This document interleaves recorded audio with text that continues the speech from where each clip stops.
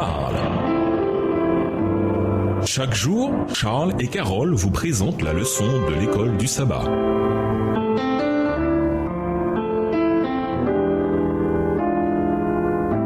Bienvenue dans votre émission. Dieu nous parle. Nous voilà à la leçon 10, les deux alliances. Étude de la semaine, Galates 4, les versets 21 à 31, Genèse 1, le verset 28, Genèse 2, les versets 2 et 3, Genèse 3, le verset 15, Genèse 15, les versets 1 à 6, Exode 6, les versets 2 à 8 et Exode 19, les versets 3 à 6. Verset mémorisé. Mais la Jérusalem d'en haut est libre et c'est elle qui est notre mère. Galates 4, verset 26. Les chrétiens qui rejettent l'autorité de l'Ancien Testament voient souvent le don de la loi au Sinaï comme en contradiction avec l'Évangile. Ils ont conclu que l'alliance donnée au Sinaï représente une époque, une dispensation à un moment de l'histoire humaine où le salut était basé sur l'obéissance à la loi.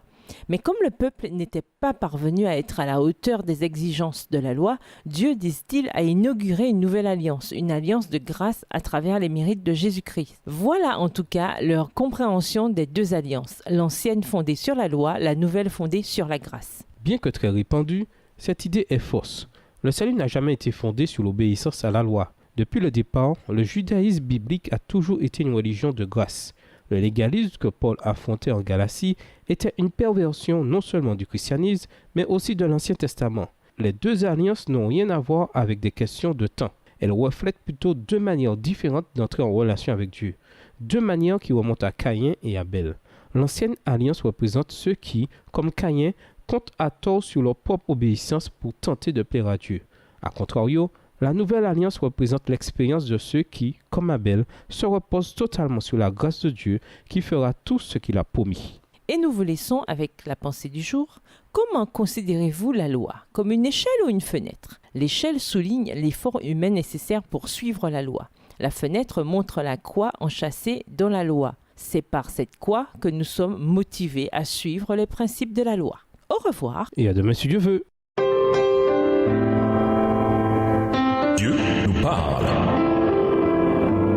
Chaque jour, Charles et Carole vous présentent la leçon de l'école du sabbat.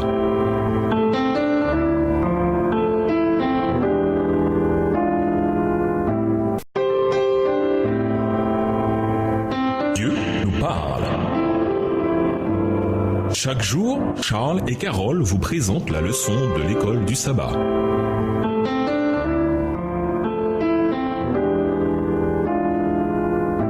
Bienvenue dans votre émission. Dieu nous parle. Nous voilà à la leçon de dimanche, rudiment de l'Alliance. Beaucoup considèrent que l'interprétation que fait Paul de l'histoire d'Israël dans Galates 4, les versets 21 à 31, constitue le passage le plus difficile de sa lettre. C'est un argument hautement complexe qui suppose une grande connaissance des acteurs et de l'histoire de l'Ancien Testament.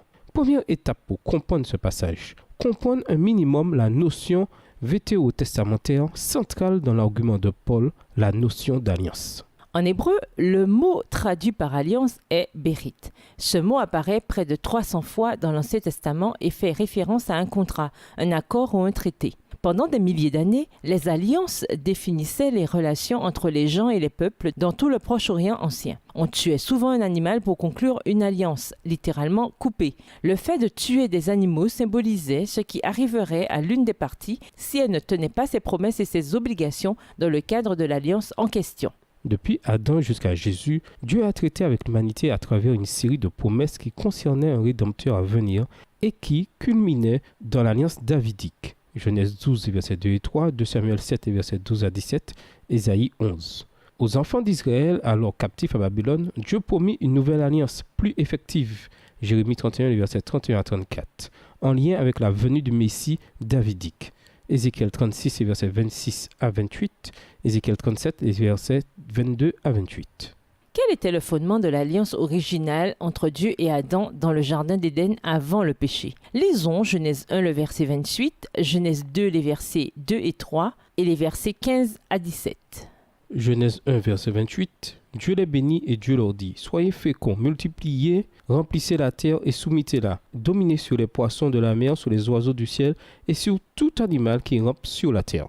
Genèse 2, les versets 2 à 3 et 15 à 17. Dieu acheva au 7e jour son œuvre qu'il avait faite, et il se reposa au 7e jour de toute son œuvre qu'il avait faite. Dieu bénit le 7e jour et il le sanctifia, parce qu'en ce jour il se reposa de toute son œuvre qu'il avait créée en la faisant. Versets 15 à 17. L'Éternel prit l'homme et le plaça dans le jardin d'Éden pour le cultiver et pour le garder. L'Éternel Dieu donna cet ordre à l'homme. Tu pourras manger de tous les arbres du jardin, mais tu ne mangeras pas de l'arbre de la connaissance du bien et du mal, car le jour où tu en mangeras, tu mourras. Le mariage, le travail physique et le sabbat faisaient partie des clauses générales de l'alliance conclue à la création. Mais son point de mire était un commandement de Dieu, ne pas manger du fruit défendu. La nature fondamentale de l'alliance était « obéissez et vivez ». Leur nature ayant été créée en harmonie avec Dieu, le Seigneur ne leur demandait pas l'impossible. L'obéissance était la tendance naturelle de l'humanité. Mais Adam et Ève ont choisi de faire ce qui n'était pas naturel et, par cet acte, ils ont non seulement rompu l'alliance de la création, mais ils ont rendu ces clauses impossibles à garder pour des humains désormais corrompus par le péché. Lisons Genèse 3, le verset 15, qui constitue la première promesse de l'évangile de la Bible. Dans ce verset, percevez-vous un indice de l'espérance que nous avons en Christ? Genèse 3, verset 15. « Je mettrai inimitié entre toi et la femme, entre ta descendance et sa descendance. Celle-ci t'écrasera la tête et tu lui écraseras le talon. » Et nous vous laissons avec la question du jour. Qu'est-ce qui, dans votre vie, pourrait vous empêcher d'atteindre la vraie liberté? Au revoir. Et à demain si Dieu veut. Dieu nous parle.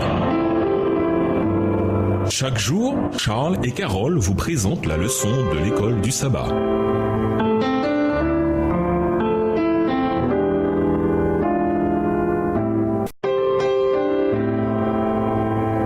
Dieu nous parle. Chaque jour, Charles et Carole vous présentent la leçon de l'école du sabbat.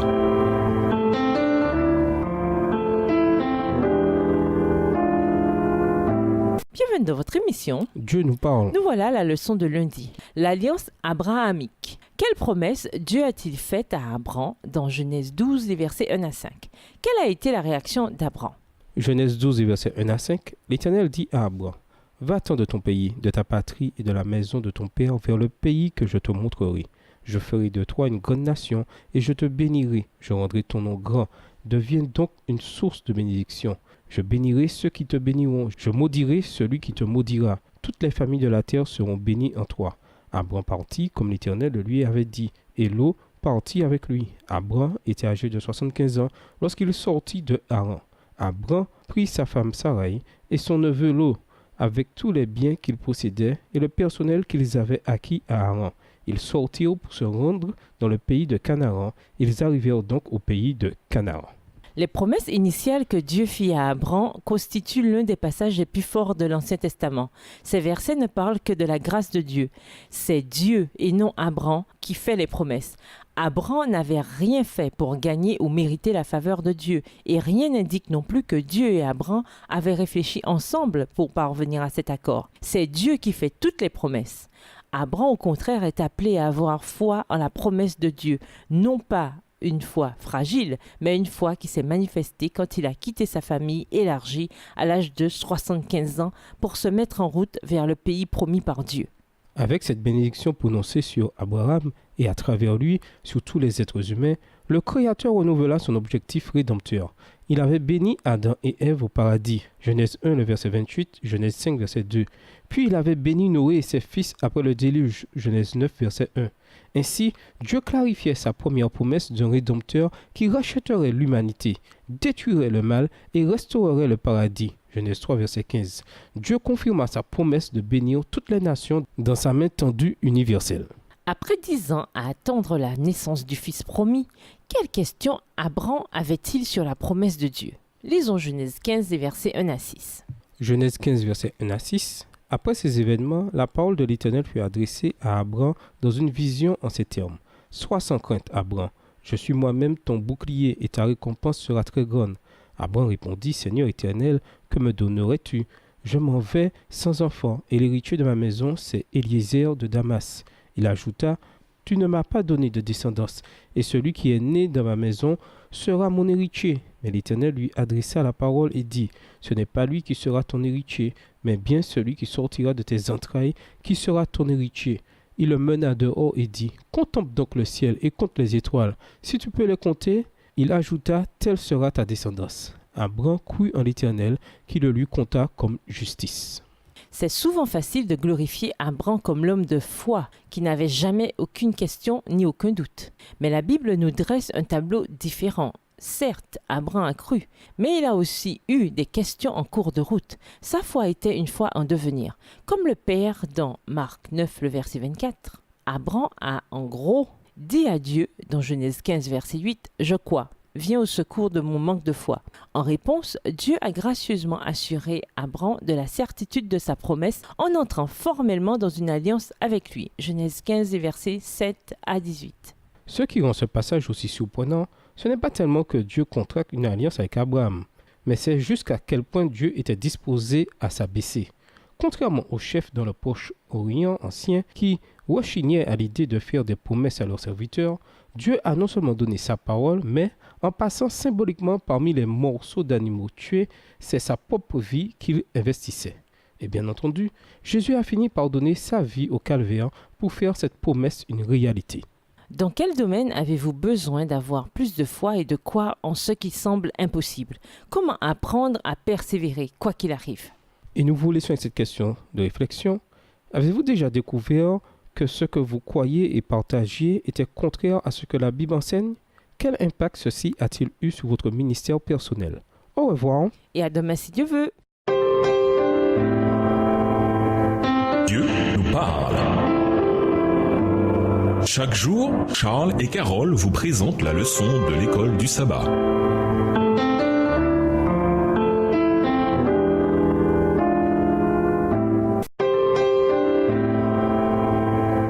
Dieu nous parle. Chaque jour, Charles et Carole vous présentent la leçon de l'école du sabbat.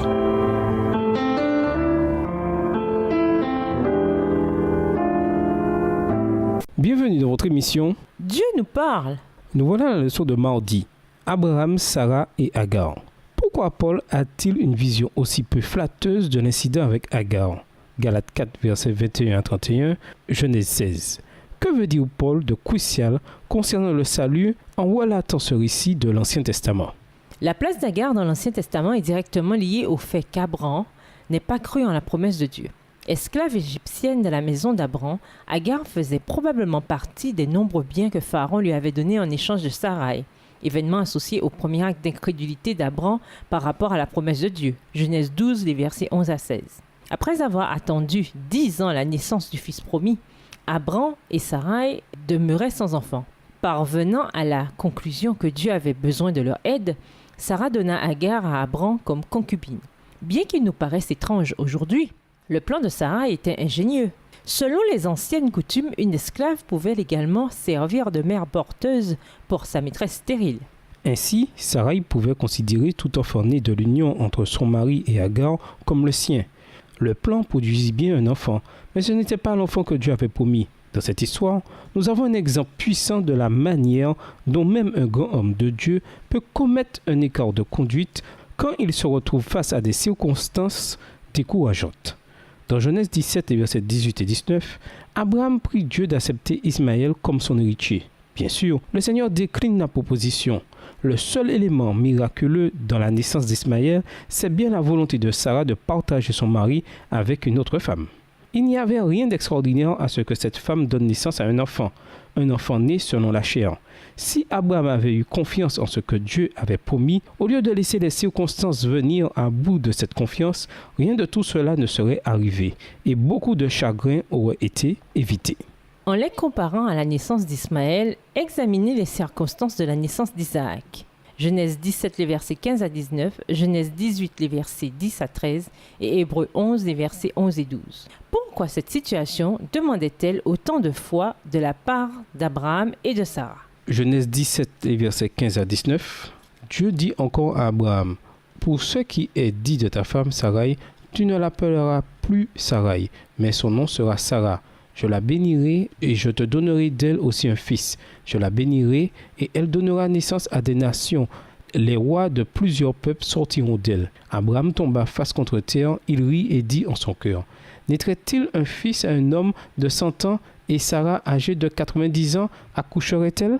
Puis Abraham dit à Dieu, « Oh, qu'Ismaël vive devant ta face. » Mais Dieu dit, « Certainement, ta femme Sarah va te donner un fils, et tu l'appelleras Isaac. J'établirai mon alliance comme une alliance perpétuelle avec lui et sa descendance après lui. » L'un d'entre eux dit, « Je reviendrai vers toi à cette même époque, et voici Sarah, ta femme, aura un fils. » Sarah écoutait à l'entrée de la tente qui était derrière lui. Abraham et Sarah étaient vieux, avancés en âge, et Sarah ne pouvait plus espérer d'avoir des enfants. Elle rit en elle-même en disant, « Maintenant que je suis vieille, aurais-je encore des désirs? Mon Seigneur aussi est vieux. » L'Éternel dit à Abraham, « Pourquoi donc Sarah a-t-elle ri en disant, « Est-ce que vraiment j'aurai un enfant, moi qui suis vieille ?» Hébreux 11, versets 11 et 12. C'est par la foi aussi que Sarah elle-même, malgré son âge avancé, fut rendue capable de donner le jour à une descendance parce qu'elle tint pour fidèle celui qui a fait la promesse. C'est pourquoi d'un seul homme et d'un seul homme déjà atteint par la mort sont issus des descendants aussi nombreux que les étoiles du ciel et que le sable qui est au bord de la mer et qu'on ne peut compter. En quoi votre manque de foi dans les promesses de Dieu vous a-t-il causé de la souffrance?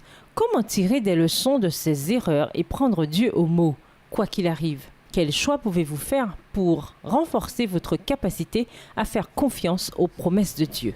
Et nous vous laissons avec cette question de réflexion. Pourquoi Paul appelle-t-il cette histoire une allégorie? Quel enseignement est-il censé s'en dégager? Au revoir. Et à demain si Dieu veut. Dieu nous parle. Chaque jour, Charles et Carole vous présentent la leçon de l'école du sabbat.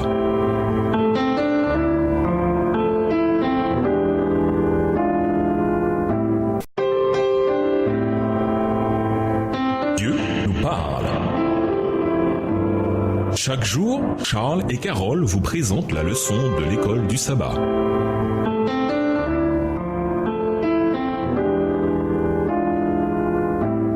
Bienvenue dans votre émission. Dieu nous parle. Nous voilà à la leçon de mercredi. Agar et le mont Sinaï. Galates 4, les versets 21 à 31. Quel type d'alliance Dieu voulait-il établir avec son peuple au Sinaï? Quelle similitude y a-t-il avec la promesse que Dieu a faite à Abraham? Exode 6, versets 2 à 8, Exode 19, versets 3 à 6 et Deutéronome 32, les versets 10 à 12. Exode 6, les versets 2 à 8. Dieu parla encore à Moïse et lui dit, « Je suis l'Éternel. Je suis apparu à Abraham, à Isaac et à Jacob comme le Dieu Tout-Puissant, mais je n'ai pas été connu d'eux sous mon nom, l'Éternel. J'ai aussi établi mon alliance avec eux pour leur donner le pays de Canaan, le pays de leur pèlerinage dans lequel ils ont séjourné. J'ai entendu les gémissements des enfants d'Israël que les Égyptiens tiennent dans la servitude, et je me suis souvenu de mon alliance. C'est pourquoi, dis aux enfants d'Israël, je suis l'Éternel, je vous affranchirai des travaux dont vous chargent les Égyptiens, je vous délivrerai de leur servitude, et je vous sauverai à bras étendus et par de grands jugements. Je vous prendrai pour mon peuple, je serai votre Dieu, et vous saurez que c'est moi, l'Éternel, votre Dieu, qui vous affranchit des travaux dont vous chargent les Égyptiens. Je vous ferai entrer dans le pays que j'ai juré de donner à Abraham. Exode 19, les versets 3 à 6. Moïse monta vers Dieu, l'Éternel l'appela du haut de la montagne en disant, « Voici ce que tu diras à la maison de Jacob et que tu annonceras aux Israélites. Vous avez vu vous-même ce que j'ai fait à l'Égypte, je vous ai porté sur des ailes d'aigle et fait venir vers moi. Maintenant, si vous écoutez ma voix et si vous gardez mon alliance, vous m'appartiendrez en propre en tous les peuples, car toute la terre est à moi. Quant à vous, vous serez pour moi un royaume de sacrificateurs et une nation sainte. Voilà les paroles que tu diras aux Israélites. » Deutéronome 32, les versets 10 à 12. Il l'a trouvé dans une contrée déserte, dans une solitude aux effroyables hurlements. Il l'a entouré, il en a pris soin, il l'a gardé comme la prunelle de son œil. Pareil à l'aigle qui éveille sa couvée, voltige sur ses petits, déploie ses ailes, les prend, les porte sur ses plumes. L'Éternel seul a conduit son peuple et il n'y avait avec lui aucun Dieu étranger. Dieu désirait partager la même relation d'alliance qu'il avait avec Abraham avec les enfants d'Israël au Sinaï. En fait, les paroles de Dieu à Abraham dans Genèse 12, versets 1 à 3 ressemblent aux paroles qu'il dit à Moïse dans Exode 19. Dans les deux cas, Dieu met l'accent sur ce qu'il fera pour son peuple. Il ne demande pas aux Israélites de promettre quoi que ce soit pour gagner ses bénédictions. Non, ils devaient simplement obéir en réponse à ces bénédictions. En hébreu, le mot parfois traduit par « obéissez » dans Exode 19, verset 5, signifie littéralement « entendre ». Les paroles de Dieu n'impliquent pas la justification par les œuvres. Au contraire, Dieu voulait qu'Israël ait la même foi manifestée par les réactions d'Abraham face à ses promesses. En tout cas, la plupart du temps. Si la relation que Dieu proposait à Israël au Sinaï est similaire à celle d'Abraham, pourquoi Paul assimile-t-il le mont Sinaï à l'expérience négative d'Agar? Lisons Exode 19, les versets 7 à 25 et Hébreux 8, les versets 6 et 7. Exode 19, les versets 7 à 25. Moïse vint appeler les anciens du peuple et mit devant eux toutes ces paroles comme l'Éternel le lui avait ordonné. Tout le peuple unanime répondit, « Nous ferons tout ce que l'Éternel a dit. » Moïse répéta les paroles du peuple à l'Éternel. L'Éternel dit à Moïse, « Moi, je viendrai vers toi au plus épais de la nuée, afin que le peuple entende quand je te parlerai, et qu'il ait aussi toujours confiance en toi. » Moïse rapporta les paroles du peuple à l'Éternel. L'Éternel dit à Moïse, « Va vers le peuple, sanctifie-le aujourd'hui et demain qu'ils nettoient leurs vêtements, qu'ils soient prêts pour le 3e jour, car le 3e jour l'Éternel descendra aux yeux de tout le peuple sur le mont Sinaï. Tu fixeras au peuple des limites tout alentour en disant, gardez-vous de monter sur la montagne ou d'en toucher le bord. Quiconque touchera la montagne sera puni de mort. » Verset 13. On ne mettra pas la main sur lui, mais on le lapidera, ou on le percera de flèches. Animal ou homme, il ne vivra point. Quand la trompette sonnera, il s'avancera près de la montagne. Moïse descendit de la montagne vers le peuple. Il sanctifia le peuple et ils lavèrent leurs vêtements. Et il dit au peuple, soyez prêts dans 3 jours. Ne vous approchez d'aucune femme. Le 3e jour au matin, il y eut des tonnerres, des éclairs et une épaisse nuée sur la montagne. Le son de la trompette retentit fortement et tout le peuple qui était dans le camp fut saisi d'épouvante. Verset 17. Moïse fit sortir le peuple du camp à la rencontre de Dieu et ils se placèrent au bas de la montagne. Le mont Sinaï était tout en fumée parce que l'Éternel y était descendu au milieu du feu. Cette fumée s'élevait comme la fumée d'une fournaise et toute la montagne tremblait avec violence. Le son du corps retentissait de plus en plus fortement. Moïse parlait et Dieu lui répondait à haute voix.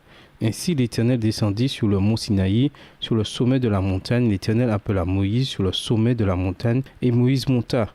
L'Éternel dit à Moïse, « Descends, avertis solennellement le peuple de peur qu'il ne se précipite vers l'Éternel pour regarder et qu'il n'en tombe un grand nombre. Que les sacrificateurs eux-mêmes qui s'approchent de l'Éternel se sanctifient aussi, de peur que l'Éternel ne cause des pertes dans leur rang. » Verset 23. Moïse dit à l'Éternel, « Le peuple ne pourra pas monter sur la montagne de Sinaï, car tu nous en as fait la défense expresse en disant, fixe des limites autour de la montagne et sanctifie-la. » L'Éternel lui dit, « Va, descends, tu monteras ensuite avec Aaron, mais que les sacrificateurs et le peuple ne se précipitent point pour monter vers l'Éternel, de peur qu'il ne les frappe de mort. » Moïse descendit vers le peuple et lui dit ces choses.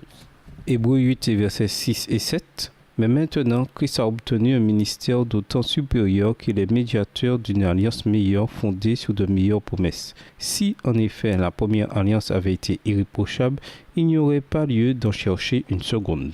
L'alliance au Sinaï était prévue pour montrer à la fois l'état de péché de l'humanité et le remède, l'abondance grâce de Dieu dont les services du sanctuaire étaient un type.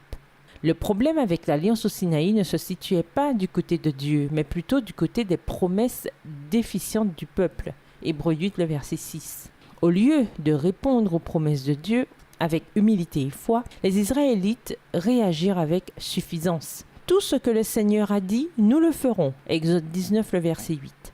Après avoir vécu en esclave en Égypte pendant plus de 400 ans, ils n'avaient aucune notion de la majesté de Dieu ni de l'ampleur de leurs propres conditions de péché. De la même manière qu'Abraham et Sarah avaient tenté d'aider Dieu à tenir ses promesses, les Israélites cherchèrent à faire de l'alliance de grâce une alliance d'œuvre. Agar symbolise le Sinaï, dans le sens où les deux montrent des tentatives humaines de salut par les œuvres. Paul ne prétend pas que la loi donnée au Sinaï était mauvaise ou abolie. Il est préoccupé par la vision légaliste de la loi qu'ont les Galates. Au lieu de les convaincre de l'impossibilité absolue de plaire à Dieu en observant la loi entretenait chez eux une détermination profondément enracinée de dépendre de leurs ressources personnelles afin de plaire à Dieu. Ainsi, la loi ne servait pas ses objectifs de grâce en les guidant à Christ. Elle fermait au contraire la porte à Christ. Et nous vous laissons avec la question du jour. Avez-vous déjà été tenté d'accepter un enseignement qui, plus tard, s'est avéré non fondé sur la Bible? Au revoir. Et à demain si je veux. Dieu nous parle. Chaque jour, Charles et Carole vous présentent la leçon de l'école du sabbat.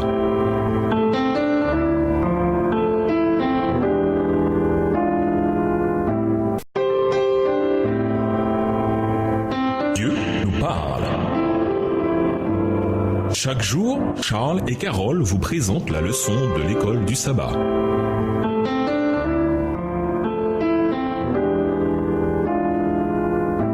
Bienvenue dans votre émission. Dieu nous parle. Nous voilà à la leçon de jeudi. Ismaël et Isaac aujourd'hui. La rapide esquisse que fait Paul de l'histoire d'Israël était censée contrer les arguments de ses adversaires qui affirmaient qu'ils étaient les véritables descendants d'Abraham et que Jérusalem, le cœur du christianisme juif et de la loi, était leur mère. Les gentils, accusaient-ils, étaient des enfants illégitimes. S'ils voulaient devenir de véritables disciples de Christ, ils devaient d'abord devenir fils d'Abraham en se soumettant à la loi de la circoncision. Paul dit que c'est en fait tout le contraire. Ces légalistes n'étaient pas les fils d'Abraham, mais des fils illégitimes comme Ismaël. En plaçant leur confiance dans la circoncision, ils comptaient sur la chair, comme Sarah avec Agar, et comme les Israélites avec la loi de Dieu au Sinaï. Les croyants d'origine païenne de leur côté étaient, eux, les fils d'Abraham par une filiation surnaturelle, à l'instar d'Isaac. Comme Isaac, ils étaient un accomplissement de la promesse faite à Abraham. Comme Isaac, leur naissance à la liberté était l'effet de la grâce divine. Comme Isaac, ils appartiennent aux piliers de l'alliance de la promesse. Que doivent affronter les véritables descendants d'Abraham dans ce monde? Lisons Galates 4, les versets 28 à 31 et Genèse 21, les versets 8 à 12. Galates 4, les versets 28 à 31. Pour vous, frères, comme Isaac, vous êtes enfants de la promesse. Mais comme autrefois, celui qui avait été engendré selon la chair persécutait celui qui avait été selon l'esprit. Ainsi en est-il encore maintenant. Or, que dit l'Écriture? Chasse l'esclave et son fils, car le fils de l'esclave n'héritera pas avec le fils de la femme libre. Ainsi, frères, nous ne sommes pas enfants de l'esclave, mais de la femme libre. Genèse 21, les versets 8 à 12, l'enfant grandit et fut sevré, et Abraham fit un grand festin le jour où Isaac fut sevré. Sarah vit rire le fils qu'Agar, l'Égyptienne, avait enfanté à Abraham. Et elle dit à Abraham, « Chasse cette servante et son fils, car le fils de cette servante n'héritera pas avec mon fils, avec Isaac. » Cette parole des plus forts aux yeux d'Abraham à cause de son fils. Mais Dieu dit à Abraham, « Que cela ne déplaise pas à tes yeux à cause de l'enfant et de ta servante. Accorde à Sarah tout ce qu'elle te demandera, car c'est d'Isaac que sortira une postérité qui te sera propre. » En qualité de fils promis, Isaac reçut non seulement des bénédictions, mais aussi l'opposition et la persécution. En référence à la persécution, Paul pense à la cérémonie de Genèse 21, versets 8 à 10, où Isaac est honoré et qu'Ismaël semble se moquer de lui. En hébreu, le terme dans Genèse 21, verset 9 signifie littéralement rire. Mais la réaction de Sarah laisse supposer qu'Ismaël se moquait d'Isaac ou qu'il le tournait en ridicule. Même si l'attitude d'Ismaël peut nous sembler anecdotique aujourd'hui, elle révèle l'hostilité profonde de cette situation où le droit d'aînesse était en jeu.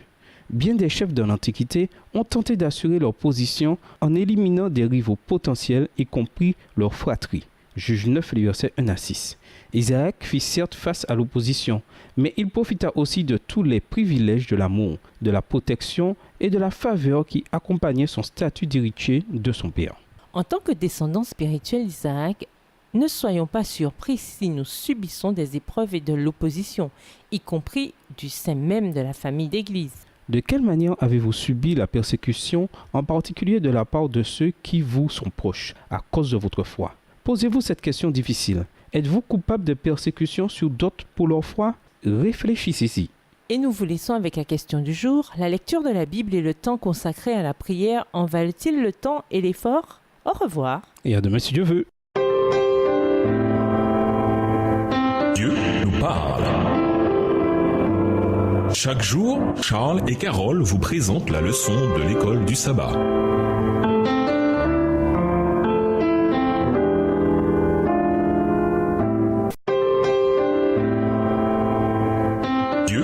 parle. Chaque jour, Charles et Carole vous présentent la leçon de l'école du sabbat.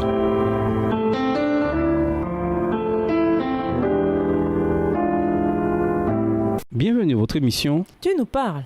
Nous voilà la leçon de vendredi. Pour aller plus loin, nous vous invitons à lire dans le livre Patriarches et Prophètes, chapitre 32, les pages 339 à 350, livre écrit par Ellen G. White. Mais demandera-t-on, si l'alliance conclue avec Abraham comprenait la promesse de la rédemption, comment expliquer qu'une autre alliance ait été plus tard contractée au Sinaï? C'est parce qu'au cours de leur servitude, les Hébreux avaient en bonne partie perdu la connaissance de Dieu et des principes renfermés dans l'alliance avec Abraham. Dieu les amena au Sinaï, où il leur révéla sa gloire, leur donna sa loi et leur promit de grands bienfaits en retour de leur obéissance. Si vous obéissez à ma voix et si vous gardez mon alliance, vous serez pour moi un royaume de prêtres, une nation sainte.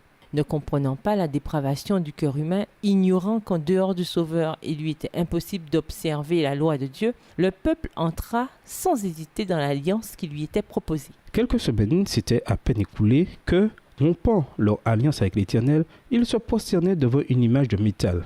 Ils ne pouvaient donc plus compter sur la faveur d'en haut en vertu d'une alliance qu'ils avaient violée. En revanche, en se rendant compte de leur misère morale et de leur besoin de pardon, ils étaient préparés à comprendre la nécessité du Sauveur offert par l'alliance avec Abraham et préfiguré par les sacrifices. Dès ce moment, ramenés par la foi et la gratitude à un Dieu qui pouvait les délivrer de l'esclavage du péché, ils étaient prêts à apprécier les bienfaits de la nouvelle alliance. À méditer, votre propre marche avec le Seigneur est-elle une ancienne alliance ou bien une nouvelle alliance? Comment faire la différence? Citez certains des problèmes que rencontre votre église locale et qui causent de la tension au sein du corps. Comment les résoudre? Vous pouvez vous retrouver victime de persécution, mais comment vous assurer de ne pas être celui qui persécute? Où est la frontière entre les deux? Voir également Matthieu 18 et versets 15 à 17. Combien de fois avez-vous promis au Seigneur que vous ne feriez pas ceci ou cela, pour finalement vous retrouver à faire exactement ceci ou cela? En quoi cette triste réalité vous aide-t-elle à comprendre le sens de la grâce? Résumé, les histoires d'Agar, d'Ismaël et des enfants d'Israël au Sinaï illustrent combien il est insensé de compter sur nos propres efforts pour accomplir ce que Dieu a promis. Cette méthode d'auto-justification est appelée l'ancienne alliance. La nouvelle alliance, c'est l'éternelle alliance de grâce établie d'abord avec Adam et Ève après le péché, renouvelée avec Abraham et finalement accomplie en Christ. Pour conclure, dans l'alliance contractée au Sinaï, Dieu définit sa relation avec les Israélites, la nation choisie. C'était comme un contrat de mariage ou une promesse entre lui et eux. Il leur donna sa loi, une description de son caractère, pour leur montrer comment entretenir une saine relation avec lui et avec leurs semblables, ce qui était essentiel pour une aussi grande nation, ayant été plongée dans la culture païenne pendant 400 ans. À l'opposé, la nouvelle alliance est offerte à quiconque choisit de croire en Christ et de l'accepter, et repose sur ce qu'il a fait pour son peuple pour l'éternité. Les deux alliances ont la grâce pour fondement. Les deux sont offertes par un Dieu d'amour, et les deux impliquent une relation réciproque de bénédiction et d'engagement mutuel. Au revoir. Et à demain si Dieu veut. Dieu nous parle. Chaque jour, Charles et Carole vous présentent la leçon de l'école du sabbat.